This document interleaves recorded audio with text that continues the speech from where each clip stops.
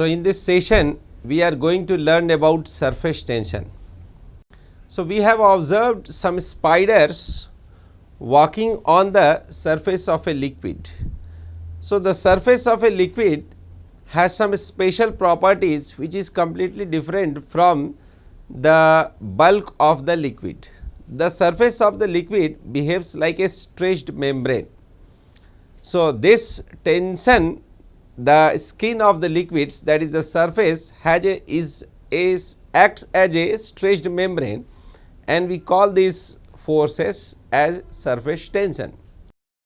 Now, this surface tension force has molecular origin, that means it is the reflection of the molecular interaction forces. So, there is molecular interactions, and the sum total of all these molecular interaction forces brings this property of the surface.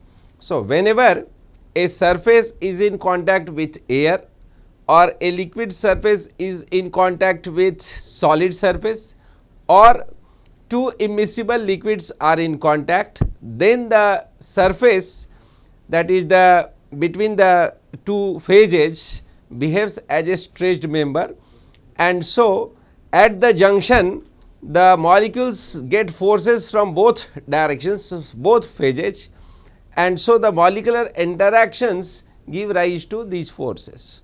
So, in order to understand this nature of surface tension forces, let us begin with the how the molecules interact. So, types of interactions of molecular forces, the molecules, that is the molecular forces. So, what are the different types of molecular forces?